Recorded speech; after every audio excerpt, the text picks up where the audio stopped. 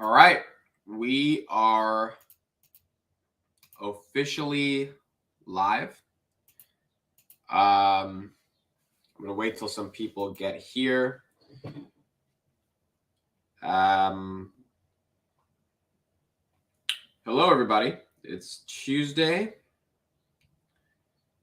October 11th, 2022. It is October 11th. I'm going to tweet this out right now. And we've got some interesting news to talk about. Some interesting stuff to talk about. Whew. Okay, Uriel, Jason, Ahad, Quarantine Quartet, Richard, Kane, Nicholas from Montreal, John, Miami, Lars, what's up? The audio probably does not sound like it usually does, and that's because this mic right here, for some reason, is not connecting to the computer. I think it's because the wire is like broken or that. I don't know, man. This is like the last thing you want to happen. I have to go to Best Buy. I have to go fix this shit. Like, it's so freaking annoying. Yesterday was a mess, to be honest, for me. There was a lot of stuff. We had just a bunch of stuff going on. It was a lot. But today's a new day. Gotta try to take advantage of today. But yesterday sucked, to be quite honest. Yesterday was not the best day. But that's okay, because we're at a new day. So I hope you can put up with the audio. I know it's not amazing, but can't do anything yet. Link to buy Audia merch yet. Man, Felicia, the amount of shit I've got going on with Audia versus trying to set up a merch store, it's just so much. Like, yesterday was so crazy. I can't even describe how much shit is going on. But it is what it is. I'm going to try to get that done soon. All right. First of all, the IMF, this is what the title of this episode was. The IMF cut their global growth forecast. Let me actually just share the article right here, and then we'll get into Webull. Stocks are red pre-market. Looks like there's going to be another red day, and if it's a red day, it's a red day, and we have to deal with that. But the IMF cut their global forecast, and they said the worst is yet to come. Now, the IMF is a very controversial. Was it made in China by any chance? It probably was made in China, but yeah, that wire messed up. The IMF is a very controversial institution. There's a lot of things around them, but they said global growth will slow to 2.7% in 2023. The worst is yet to come, and for many people, 2023 will feel like a recession. Its GDP estimate for this year remains steady at 3.2%, which was down from 6% seen in 2021. So they think growth is going to cut in half.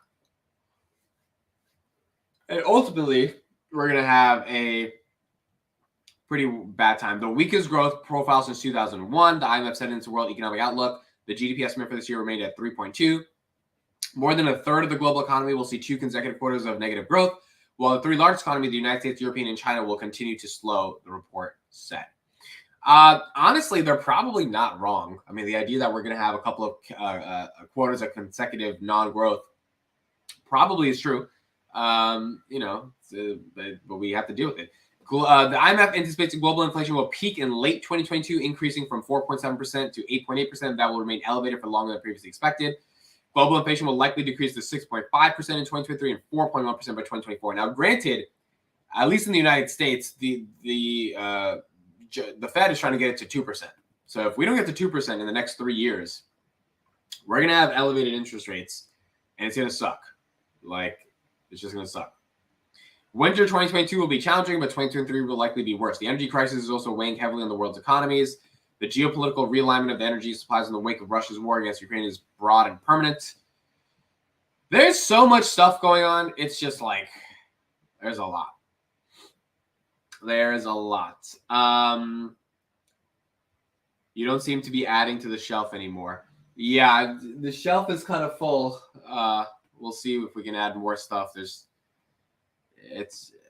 some guys. I can barely say hi to my mom every day. Like, there's so much shit going on in my life. I'm not saying that to sound like anything. It's just there's a lot going on. So there's a lot to do every day. But alas, the market is open, or the market's about to open, and we must analyze how the market opens regardless of all the things going on in our life. Spotify down to 85. Let's go to Uber. It's down 6% today. No big news that I saw coming out of Uber. Might just be a growth stock that's down today. Meta at 131. Meta's at new all-time lows. 52-week low is 131.87. The pre-market is 131.43. Do we see Meta below 130? Likely. Wow, S&P at 358. There we go. 357 was the low for the S&P.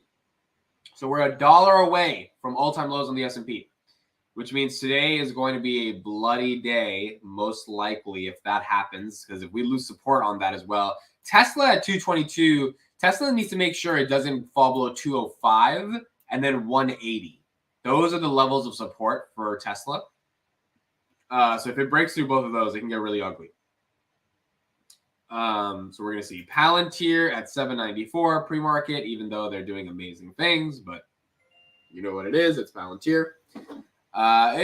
It's a hell of a market, man. It is a hell of a market. Bootleg Audio hoodies available tomorrow. I appreciate that.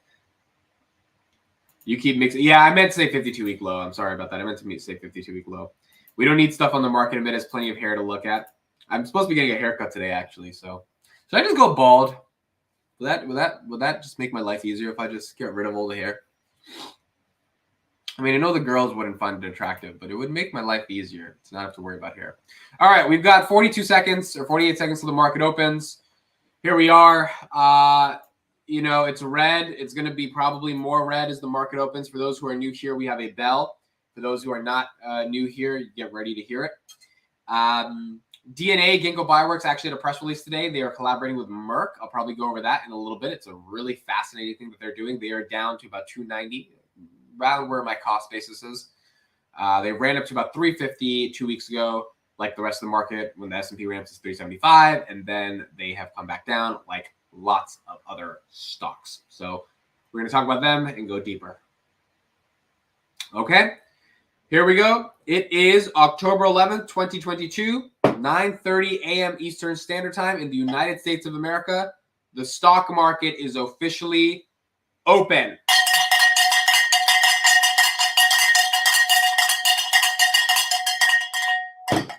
Wake your ass up. If your ass is not awake, I definitely need to get awake. So I am going to wake up. Tesla at 221. AMD 57, Intel 25, Spotify 85.78. Again, Kathy liquidated that entire stock from her portfolio. S&P 358, it has to fall another like 50 cents for it to be at an all-time low or a 52-week low. Uber at 25, down 6%. AMD, we talked about that. Tesla, Nvidia, goodness gracious, this stock. I just feel so bad. Like, I know people who got a lot of Nvidia at 250, 300, and like, you can't say they technically didn't do their due diligence. They just bought a stock that was really overvalued. Same thing with me with Palantir at 19 bucks. Like, this is a lot, right? At the end of the day, it's a lot of money. It's a lot of money, and like, goodness, it's a lot. What can you say? It's a lot. Twitter at 5015, Pinterest at 2408, Google at 98, Apple below 140. There we go. We got Apple finally below 140. It didn't hit there for a minute. Mid buys conditioner cost. My question is, Sam made a mid finally getting considered the haircut getting done. Again, guys, sorry if the audio sucks. This mic is not working because out of all days, the one thing I didn't need to happen is for it to stop working on the wire. That it's not the mic, it's the wire, it's the USB that connects it. It's so freaking annoying, but regardless, it is what it is. All right, Apple 139. Google, again, below 100. It's not falling below 96. 96 is its 52-week low. It's not falling below that yet. So Google is stuck at that. Roku at 52. Roku's about, I mean, it looks like it could go under 50 bucks, and this is a top holding from Kathy. So this one is rough. This one is a rough one for Kathy. Zoom at 72. This one is also a rough one for Kathy. She was buying this around 400, 300. I mean, some of these stocks, they're just, I don't know if they're ever going to come back. You know, so sometimes when Kathy speaks, you think she's a genius, and then there's other times where like she's just screaming into the void around. It's like Upstart, right? I did a pod with Sean yesterday that'll be out today for those who know Sean. If you bought Upstart at 401, it's not going back to 401. That's just, it's at 21. 401 was a fantasy in time. It's gone. Like it's just not going to happen. It's probably not going to happen. So it is what it is. The audio is perfect today. It's not jumping in volume, therefore it's perfect. Well, that's one benefit. Okay, let's go to the Ginkgo Bioworks presentation, or sorry, the investor news, because I am curious about the news they came out with today. Again, I didn't get to read it fully, but it is something interesting. All right, here we go. Let's read this.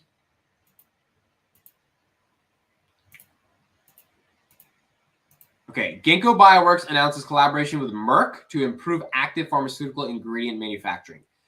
Ginkgo Bioworks announced a collaboration with Merck, known as MSD outside of United States and Canada, to engineer up to 4 enzymes for use as biocatalysts in Merck's active pharmaceutical integration API manufacturing efforts. So just like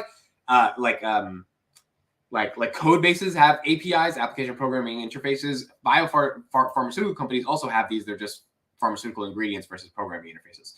Through this collaboration, Ginkgo will leverage its extensive experience in cell engineering and enzyme design, as well as its capabilities, its automated high-through-output screening, manufacturing process, bioinformatics, and analytics to deliver optimal strains for expression to target biocatalysts. Interesting. All right, I want to go through everything. Let me see a quote. This enzyme optimization project with Merck has the potential to help reduce the cost of goods and enable more robust supply chain for APIs. Merck is a pioneer in biocatalysts, improving manufacturing for crucial medicines. We're thrilled to be partnering with Merck and we'll be leveraging our platform capabilities to improve enzyme activity and production, says Jason Kelly, CEO and co-founder of Ginkgo. This is a big deal. I'm going to go through it a little bit more later. I know a lot of you don't have this stock, so I don't want to bore you guys with it too much. But this build upon a lot of the big collaborations they had. They also had a collaboration with Moderna or Pfizer, sorry, making their mRNA vaccines or the enzymes in their mRNA vaccines.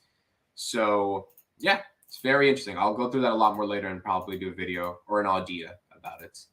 And you guys can check it out. All right, let's listen to this. The Fed will risk recession if aggressive rate hikes continue. Jamie Dimon's comments, but specifically to this idea, we keep hearing from CEOs repeatedly who say, look, actually, our business today, not so bad. In fact, actually, maybe great.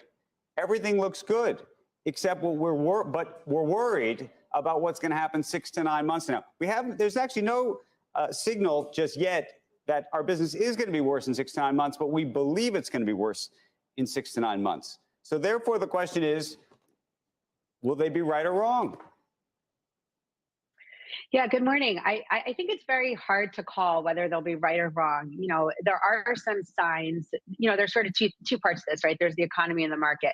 So there are some signs that the market's bottoming out.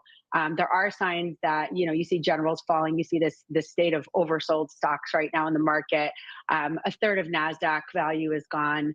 A quarter of S&P value is gone. So there is a big hit there. And I do think that has an impact on sort of people, consumers, and spending and your view of your own financial wealth. And then that feeds into the economy. So, you know, the answer is it depends. It depends on what the Fed does. I think that if we keep seeing these aggressive rate hikes and we don't sort of pause to take in the data and to consider things like food falling, you know, mortgages falling, rental cars, airline tickets, things like this actually happening, and we just sort of keep going, then I do think that the consumer will be impacted in 6 to 9 months from now. We will risk that recession.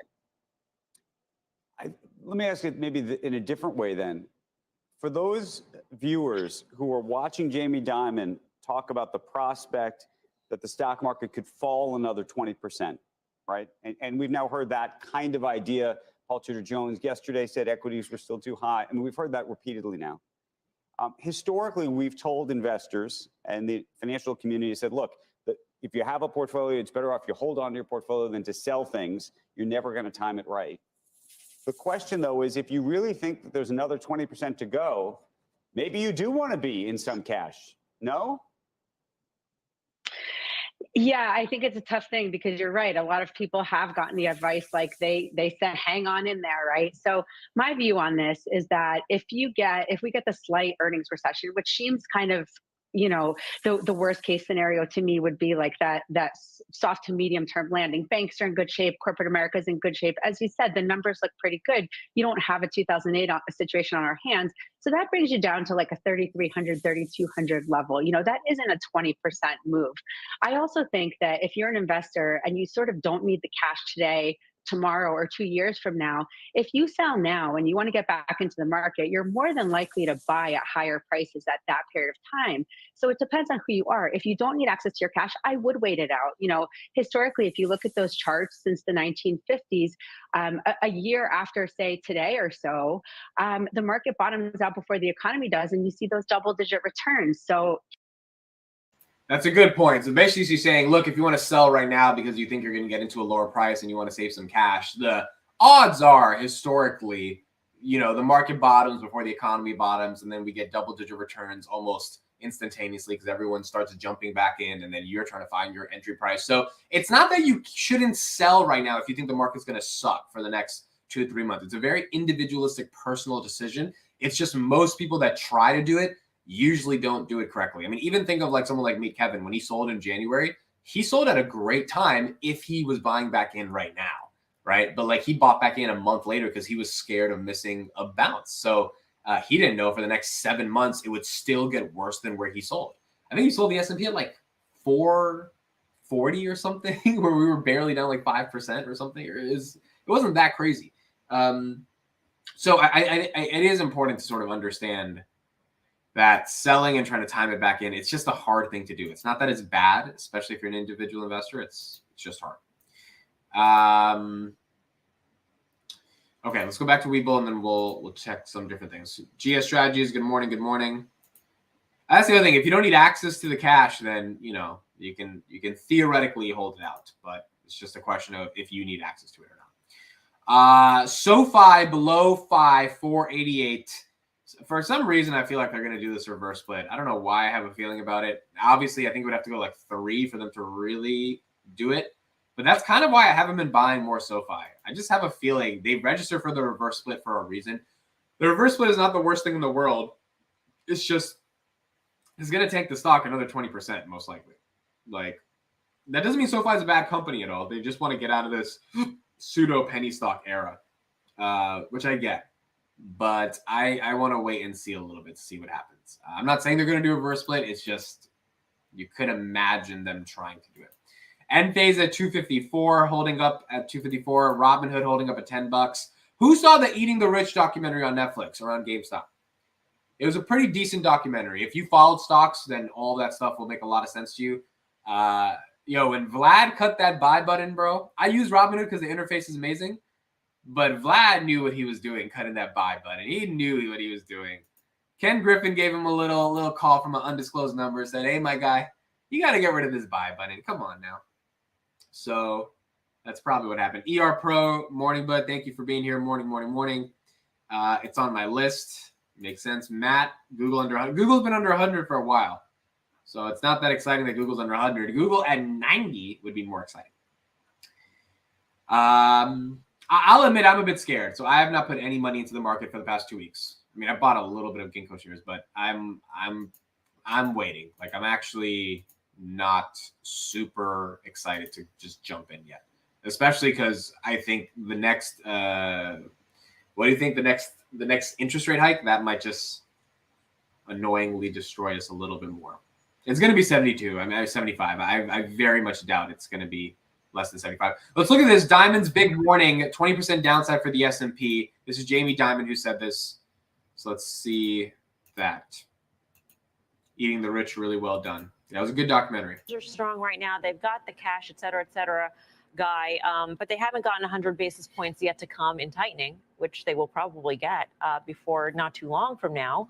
And they haven't felt the full effects at all of any of the rate cuts that the Fed has made so far. So it's a very interesting dynamic.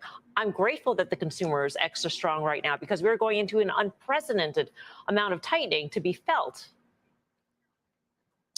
Well, I always knew that Jamie watched Fast Money. Now I know that he watches it with the sound on because he's echoing a lot of the things that we've literally been saying, I want to say since November, probably longer than that. You know, the fact that he actually made reference to the fact that they ease for too long and they're late to the day, all those things. He's spot on. And I think, listen, the Fed officials probably realize that as well. And I'm not looking at dogpile on the rabbit here because we've done enough of that. But with that said, I mean, I happen to agree with what he's 2,900 is not ridiculous. We've said 3,400 is probably. That's 20% down from the S&P right now. That'll be 2,900.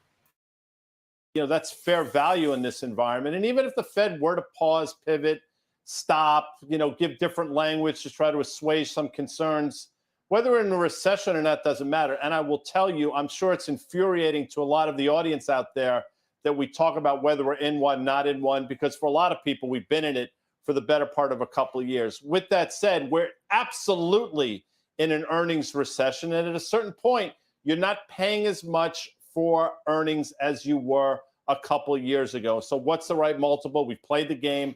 Dan mentioned it. I think Savita put a $200 price target in terms of EPS for the S&P.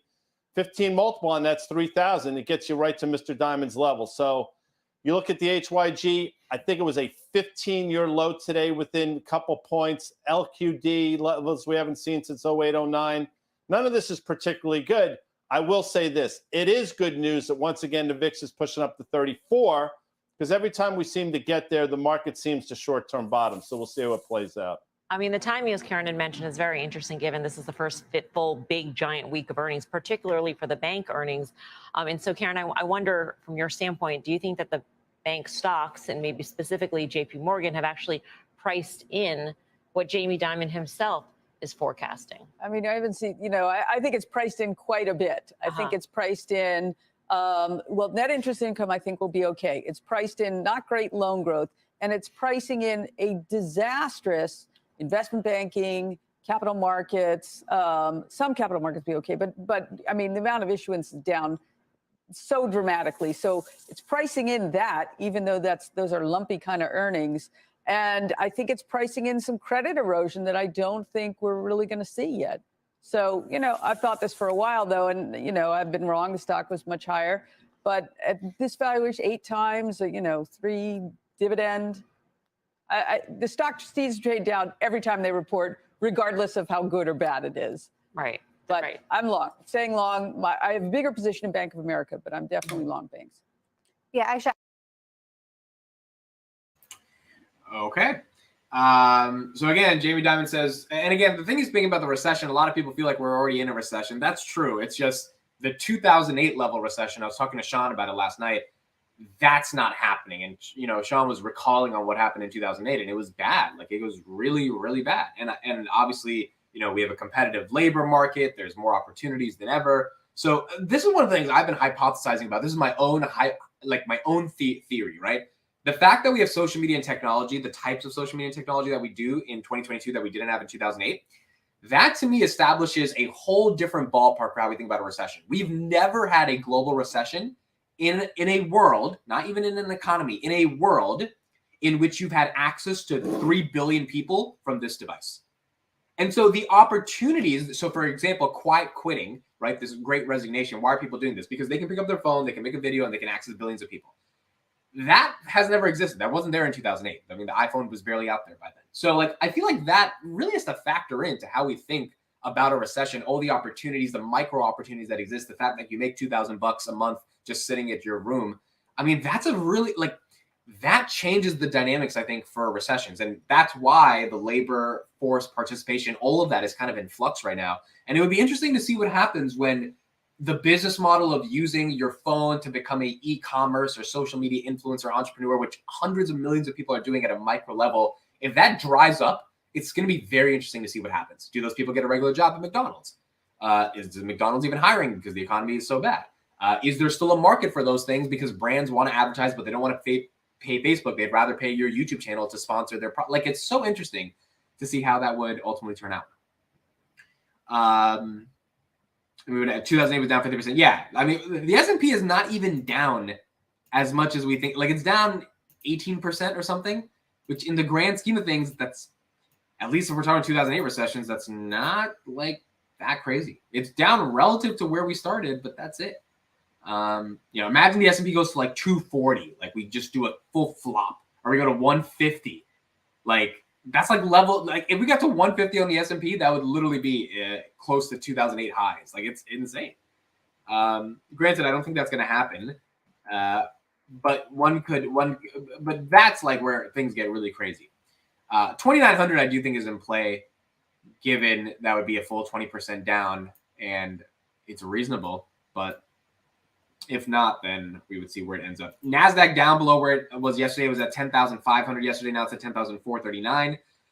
So NASDAQ is trending lower. It's about 400 points away from 9,000. Spotify getting hit even worse, down 5.5% now at $81. ARC Innovation basically 17 cents away from their all-time, or for their 52-week low at 35.10. S&P, there we go. I think that's a new low. 356.88. I think that's it. That's our new low. Yep, there it is. S&P has finally hit a new low.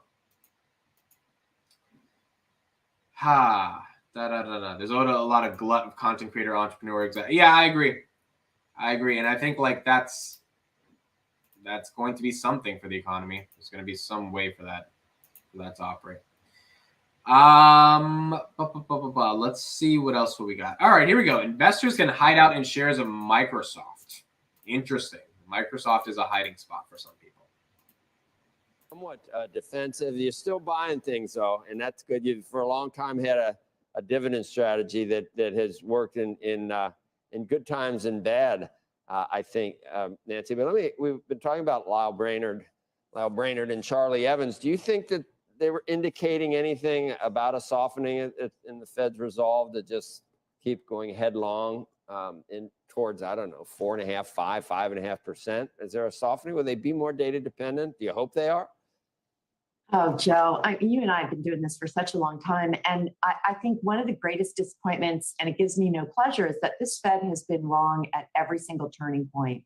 And I think one of the most noteworthy statements for me was when Neil Kashkari came out and he was like the Uber hawk after being the Uber dove for over a decade. So I think what we have to hope is that this is the beginning of the telegraphing that maybe we've gone a little too fast, too far, too fast, or too late, really. But they've really, you guys were talking about front end loading it. I think they've kind of back end loaded it because they let this go for over a year. We've been talking about, listen, it's time to raise rates, and there was just on deaf ears. So I think unfortunately they've caused this volatility in the market. And they're running the risk of making it even worse. I think now you're starting to hear the drumbeat of people coming out and now at the Fed saying, hey, wait, we just can take it a little easy for a while. And I thought Jeremy Siegel was brilliant in his many rants over the last few weeks. So go ahead. Sorry. Oh, no, I was just going to say, okay, but you still are in love with some names that you think can be bought even in this environment. What are they? There's three of them. Yeah, so I mean, we still think that you want to own technology. That the solution to getting us out of the tight labor market is spend on tech capex. CIOs are increasing their spend on software. Cloud and infrastructure is important, and cybersecurity. So you get all of that with Microsoft. I mean, they have a $15 billion cybersecurity business. I mean, our industry pick in that name is Palo Alto Networks, but Microsoft gives you exposure to a number of areas, and they win the spend. They're the top tech spend through 2025, according to CIO surveys. We like Chipotle. I think in the old days, you used to buy Estee Lauder in a recession because everybody thought that women would buy lipstick. Well, I'm still buying burritos. I'd rather spend $9 on a burrito than. What do you guys think? Would you rather still spend $9 on a burrito in a recession? I mean, Chipotle's just been a phenomenal stock that's actually just gone up to astronomical. But like, I don't know if I would buy a burrito. $9 is reasonable. It's a little pricey though. $7 is a little bit better. Starbucks, and this is a company that has no debt. They've got pricing power, which they've demonstrated, and they're still putting up about 10 to 15% growth, historically and expected. And then the last name that we like is EOG Resources. We don't think the tech trade's done. You're getting a huge dividend to pay you while you're waiting. It's a $3 divvy, and then they've paid $6.30 on a trailing 1-year basis in special dividends. So that's a broad spectrum, but we think you want to buy reliable growers and to the extent that you can, dividend growers. Very good. Microsoft, talk, is that, I mean, it's cheaper, that's for sure, but it's held up better than most. It sure is. And listen, they pay a dividend. It's you know, it's not a big dividend. It's like 1.6. They've just raised it. It's about a 9% dividend grower. In the old days, again, that would have been a great hedge against inflation. And now it is just a modest hedge against inflation. But we expect I mean, it's just extraordinarily well managed company. And I think, you know, you can hide out there. And it is a lot cheaper than it was a year ago. So we've been in buying since June and just selectively in a disciplined fashion in some of the higher risk names, because we think coming out the other side, you want to own companies that that can deliver reliable earnings growth. And this is one of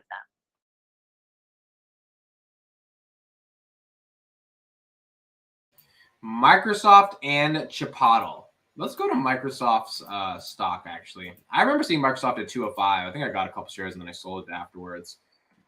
This is like 2021. Microsoft at 226. Its high was 347. Okay. So we got to 347. We were in the we were in the 350s still in April 2022, or 307s. Wow, we were still at 300. And then we're falling, and now we're at 221. So the 52-week low is 225. Oh, so we're like 50 cents away from the 52-week low. Again, I've been getting a bunch of 52-week low notifications. My SoFi account just gave me Meta's. Oh, here we go. Meta under 130. There we go. There we go. Got to put out the tweet. Meta officially under 130. There it is. Meta is under 130. Is it time to buy? That is the question. My analysis is not yet. Let's see it go a little bit lower. Let's see it get to 125, 120. Today's a red day. Obviously, if you wanted to officially start a position in DCA, I mean, again, let's look at some of these numbers, right? Meta has a market cap of $343 billion. They have a price to sales of 3.1. This is for a company that has 3.4 billion MAUs, and they are trading 10 times free cash flow. Oh boy. I got into Microsoft at 45, so I'm just going to hold what I've left. Oh, wow. P. Morgan, did you get into a big position at 45? That's pretty good that you're there. Meta's about to hit 2018 lows. Wow. Yeah. It's we never touch Facebook. Only people who are free from that BS don't need the attention to survive. Oh, you're talking about the thing you talked about cancel culture. Yeah, I agree. Attention runs our society, and Meta harnesses a lot of attention. 127. Oh my gosh. Wow.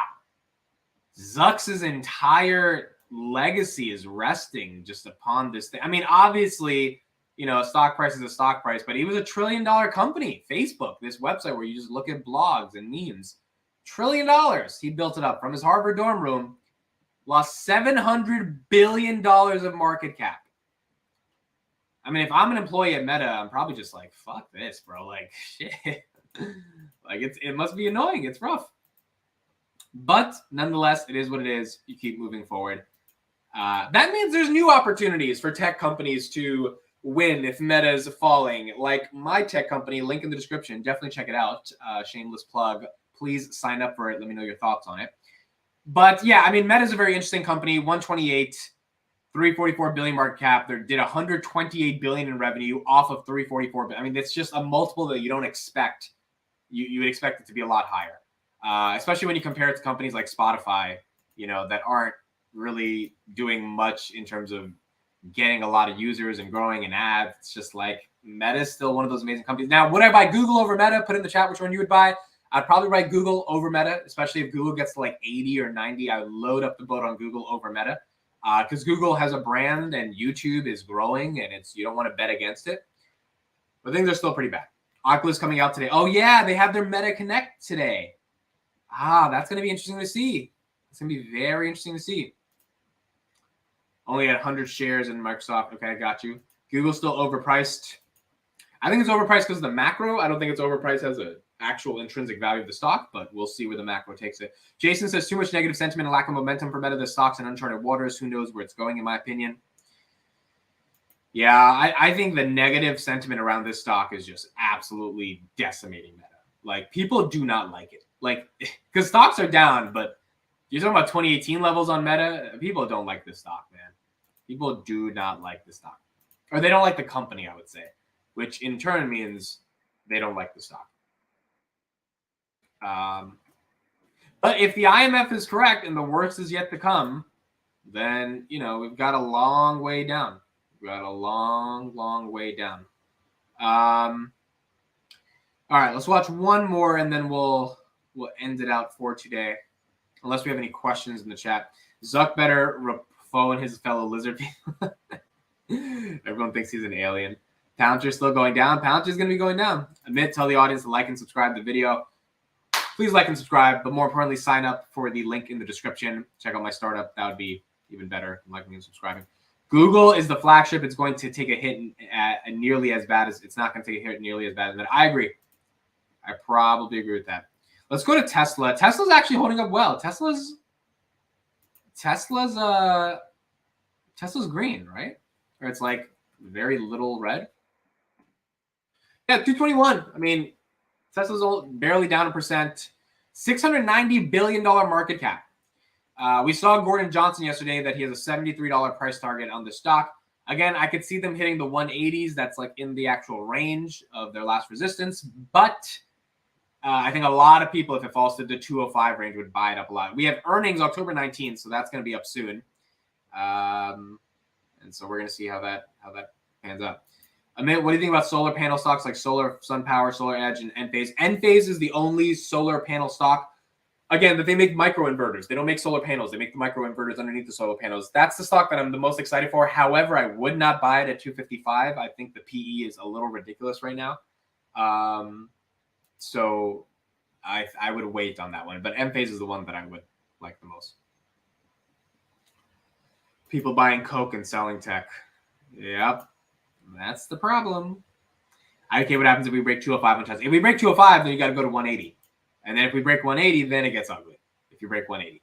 Then Tesla's market cap falls in half, basically. Or very close to falling in half. So, I mean, that would be like 420 or something on the pre-split numbers. So we would have to see. All right, everyone. That's it for me. Thank you so much for tuning in. Hope you have a good day. It is Tuesday. I'm going to be honest. Yesterday for me was not the best day. Had a lot of random shit happen. So I'm going to try to make today a better day. But all you can do is try to make the next day better than the next day. And it had nothing to do with stocks. It's just like everything else. Stocks should be the least of your worry every day. If you should have actual worries. Your portfolio is red. That's whatever. But like actual worries means you got actual stuff going on in life.